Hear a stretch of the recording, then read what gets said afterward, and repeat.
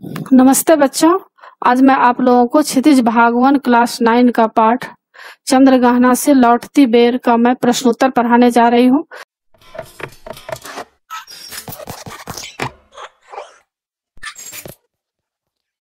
इससे पहले भी मौखिक रूप से मैं प्रश्नोत्तर इसका पढ़ा चुकी हूँ और फुल एक्सप्लेनेशन भी बनाई हूँ, समरी भी बनाई हूँ। और क्लास 9, क्लास 10 कृतिका क्षितिज स्पर्श संचयन उसका मैं सारा वीडियो बना चुकी हूँ, क्वेश्चन आंसर समरी और फुल एक्सप्लेनेशन। उसको देखने के लिए आप ऊपर दिए गए आई बटन पर क्लिक करके देख सकते हैं, या नीचे दिए गए डिस्क्रिप्शन बॉक्स में भी देख सकते हैं, या प्लेलिस्ट में जाकर आप देख सकते हैं। और बच्चों, जो भी आप कोई चैप्टर पढ़ना चाहते हैं उस चैप्टर का नाम लिखकर उसके आगे मेरे चैनल देवनागरी DEVZ स्पेस देकर NAGRI लिखिए और YouTube पर आप सर्च कीजिएगा तो आपको वह चैप्टर आसानी से मिल जाएगा और आप आसानी से उसको पढ़ सकते हैं। और अभी मैं आप लोगों को चंद्रग्रहण से लौटती बेर का प्रश्नोत्तर पढ़ाने जा रही हूँ। पहला प्रश्न है, इस विजन में अधिक है पंक्तियों में नगरीय संस्कृति के प्रति कवि का क्या आक्रोश है और क्यों? उत्तर, उपर्युक्त पंक्तियों में कवि ने नगरीय संस्कृति की व्यावसायिकता पर आक्रोश प्रकट किए हैं। उनके अनुसार नगर के लोग व्यापार को महत्व देते हैं, वे प्रेम और सौंदर्य से बहुत दूर हैं, वे प्रकृति से भी कट चुके हैं। कवि इसे नगर संस्कृति का दुर्भाग्य मानता है। प्रश्न संख्या 2, सरसों को सयानी कहकर कवि क्या कहना चाहता होगा? उत्तर, सरसों को सयानी कहकर कवि कहना चाहता है कि अब उसकी फसल पककर तैयार हो चुकी है, उसका पूरा विकास हो चुका है। प्रश्न संख्या 3, अलसी के मनोभावों का वर्णन कीजिए। उत्तर, अलसी अल्हड़ नायिका है, उसकी कमर लचीली है, देह पतली है और स्वभाव से हठीली है। उसने अपने शीश पर नीले फूल धारण किए हुए हैं। वह मानो सबको प्रेम का खुला निमंत्रण देकर कह रही है कि जो भी मुझे छुए मैं उसे अपना दिल दे दूंगी। प्रश्न संख्या 4, अलसी के लिए हठीली विशेषण का प्रयोग क्यों किया गया है? उत्तर, अलसी को हठीली कहने के 2 कारण है। पहला, वह चने के खेत में हठपूर्वक अपने आप उगाई है। दूसरा, वह अपनी पतली देह के साथ बार बार झूमती झुकती है और फिर से खड़ी हो जाती है, इसलिए इसको हठीली कहा गया है। प्रश्न संख्या 5, चांदी का बड़ा सा गोल खंभा में कवि की किस सूक्ष्म कल्पना का आभास मिलता है? उत्तर, सरोवर के जल में सूर्य की किरणें सीधी पड़ती है तो यूं लगता है जैसे पानी के नीचे चांदी का बड़ा गोल खंभा हो। रंग, चमक और रूप की समानता के कारण यह कल्पना मनोरम बन पड़ी है। प्रश्न संख्या 6, कविता के आधार पर हरे चने का सौंदर्य अपने शब्दों में चित्रित कीजिए। उत्तर, हरा चना आकार में ठिगना है, आज वह दूल्हे के रूप में सजकर खड़ा है। उसने अपने सिर पर गुलाबी फूलों की पगड़ी पहन रखी है, इस प्रकार वह सुशोभित हो रहा है। प्रश्न संख्या 7, कवि ने प्रकृति का मानवीकरण कहाँ कहाँ किया है? उत्तर, कवि ने निम्न स्थलों पर प्रकृति का मानवीकरण किया है।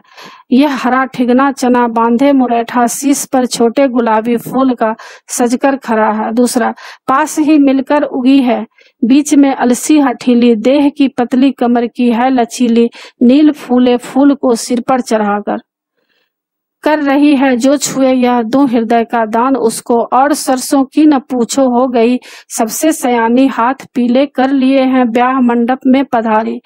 फाग गाता मास फागुन है कई पत्थर किनारे, पी रहे चुपचाप पानी, प्यास जाने कब बुझेगी। प्रश्न संख्या 8, कविता में से उन पंक्तियों को ढूंढिए जिनमें निम्नलिखित भाव व्यंजित हो रहे हैं।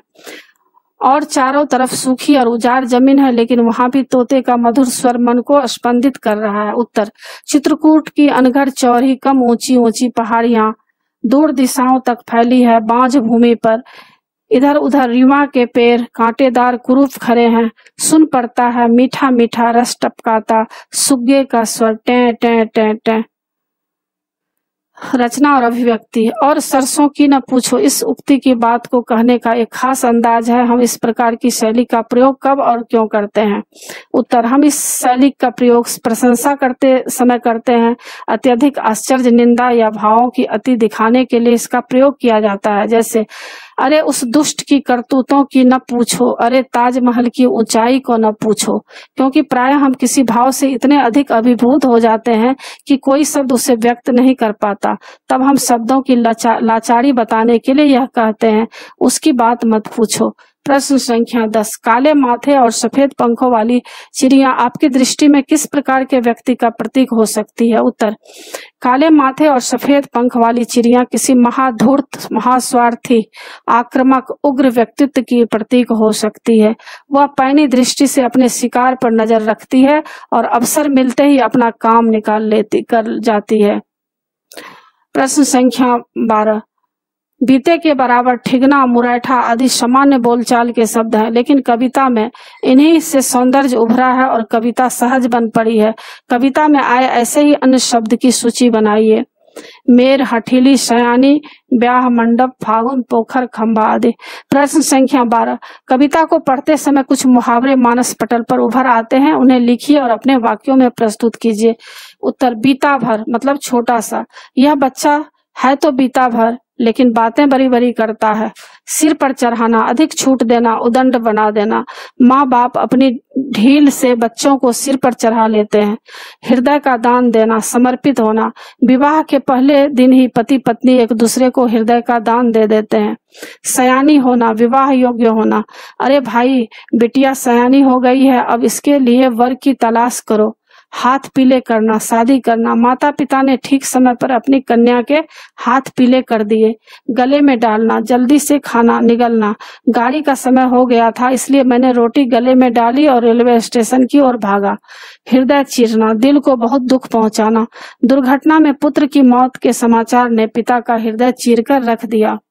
अन्य महत्वपूर्ण प्रश्न, चने के पौधों को ठिगना क्यों कहा गया है? वह किस प्रकार सजकर खड़ा है? उत्तर, चने के पौधों को ठिगना इसलिए कहा गया है क्योंकि वह लंबाई में अधिक ऊंचे नहीं है। उसके सिर पर गुलाबी फूल उग गया है, उसके कारण ऐसा लगता है मानो वह सज धज कर दूल्हा बना हुआ है।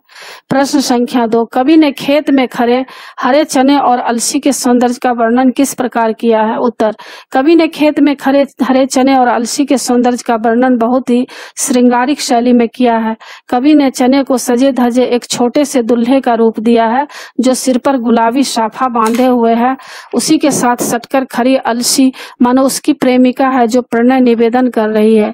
अलसी का दुल्हन के रूप में चित्रण करते हुए कवि ने उसे प्रेम से रूठ जाने वाली, शरीर से छरहरी, पतली कमर वाली बताया है। इस प्रेमिका ने अपने सिर पर नीला फूल रखा हुआ है। वह मानो संकेत कर रही है कि यदि मुझे कोई प्रणय भाव से स्पर्श करे तो अपने सिर पर रखा फूल उस पर चढ़ाकर मैं यह संकेत दे रही हूँ कि इस फूल के रूप में मैंने तुम्हें अपना हृदय ही दे दिया है। इस प्रकार कवि ने चने और अलसी के सौंदर्य का चित्रण उस प्रेमी युगल के रूप में किया है जो अभी कुछ ही क्षणों में प्रणय सूत्र में बंधने वाले हों। प्रश्न संख्या 3, चंद्रग्रहण से लौटती बेर कविता का प्रतिपाद्य क्या है? उत्तर, कवि कहना चाहता है कि प्रकृति की गोद में बैठकर प्रकृति के उपादानों के द्वारा मनुष्य में प्रेम, अनुराग, प्रणय, आत्मीयता, मानसिक विश्राम जैसे आनंद का जितना अनुभव होता है उतना नगर के हलचल पूर्ण जीवन में संभव नहीं है। प्रकृति की गोद में बैठकर मनुष्य को संपूर्ण वातावरण अनुरागमय दिखाई देता है। प्रश्न संख्या 4, पोखर के सौंदर्य का वर्णन इस कविता के आधार पर कीजिए। उत्तर, कवि ने इस कविता में पोखर का वर्णन किया है। उसके जल में वायु के स्पर्श से लहरें उठ रही है। उसके तल में भूरी घास भी उन लहरों के साथ हिल रही है।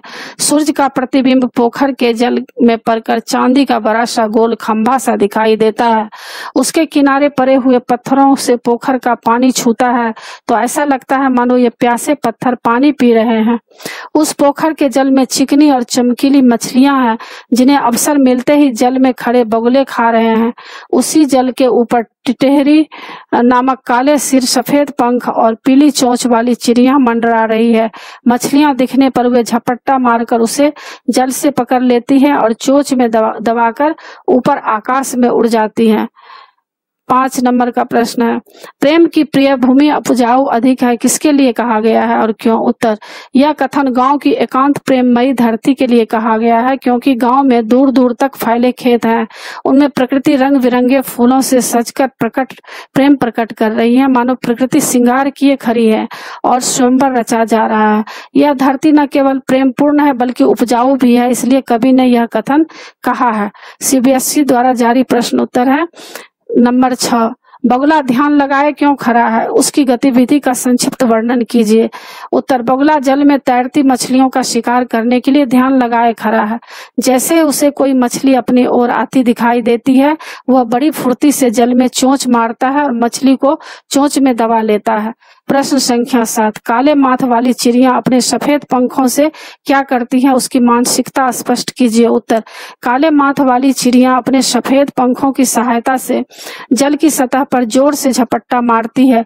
वह जल के अंदर तैरती एक उजली चंचल मछली को चोंच में दबाकर आकाश में उड़ जाती है। वह उड़ते उड़ते शिकार करती है। प्रश्न संख्या 8, चित्रकूट की पहाड़ियों की विशेषताओं पर कवि केदारनाथ अग्रवाल के अनुसार प्रकाश डालिए। उत्तर, चित्रकूट की पहाड़ियां आकार में चौड़ी है, अनगर है तथा कम ऊंची है। वे बहुत बड़े क्षेत्र में फैली है। उनके चारों ओर अनुपजाऊ भूमि है, उस पर रीवा के कांटेदार कुरूप पेड़ खड़े हैं। प्रश्न संख्या 9, चंद्रग्रहण से लौटती बेर कविता में वर्णित ग्रामीण एवं नगरीय संस्कृति का अंतर स्पष्ट कीजिए। उत्तर, इस कविता में ग्रामीण संस्कृति की प्रेम, सौंदर्य और शांति की भूमि कहा गया है। यहाँ नित्य प्रकृति नए नए खेल खेला करती है, चारों ओर सौंदर्य का साम्राज्य है। उधर नगरीय संस्कृति व्यापारिक है, वह भागदौड़ और तृष्णा को महत्व देती है। प्रश्न संख्या 10, चंद्रग्रहण से लौटती बेर में वर्णित सुग्गे तोते का स्वर कैसा लग रहा है, उसका वातावरण पर क्या प्रभाव पड़ रहा है। उत्तर, तोता का टें टें स्वर सारे वातावरण को मिठास से भर देता है। प्रश्न संख्या 11, इस कविता में कवि कहाँ बैठा हुआ चित्रित हुआ है, उसके द्वारा देखे गए 2 दृश्यों का वर्णन कीजिए। उत्तर, इस कविता में कवि एक खेत की मेड़ पर बैठा हुआ है। वह अपने सामने देखता है कि चने के पौधे दुल्हे की तरह सजकर खड़े हैं और अलसी के पौधे दुल्हन की भांति खड़े हैं, मानो शीघ्र ही इनका विवाह होने वाला है। एक तरफ तालाब है जिसमें एक बगुला ध्यान लगाए खड़ा है, वह मौका पाते ही मछली पकड़कर निगल लेता है। प्रश्न संख्या 12, सारस की टीटों टीटों ध्वनि सुनकर कवि की क्या इच्छा होती है। उत्तर, सारस की टीटों टीटों स्वर सुनकर कवि की इच्छा होती है कि वह भी सारस के संग आकाश में उड़ जाए। प्रश्न संख्या 13, इस कविता में वर्णित चिड़िया कैसे रंग रूप की है और वह क्या करती है। उत्तर, इस कविता में वर्णित चिड़िया काले रंग की है। वह जल के भीतर तैरती मछली को देखती है और सफेद पंखों की सहायता से उस पर झपट्टा मारती है तथा उसे अपनी चोंच में भरकर आकाश में उड़ जाती है। तो बच्चों, आप लोगों को आशा है सब पाठ समझ में आ गया होगा। पाठ की समाप्ति होती है और बच्चों, आप मेरे चैनल देवज नागरी को जरूर सब्सक्राइब कीजिएगा और उसके आगे जो बेल आइकन बटन है उसको जरूर क्लिक कीजिएगा, लाइक कीजिएगा और शेयर कीजिएगा। कमेंट्स जरूर कीजिएगा कि आपको यह पाठ कैसा लगा। नए पाठ के साथ फिर मैं मिलूंगी। धन्यवाद बच्चों।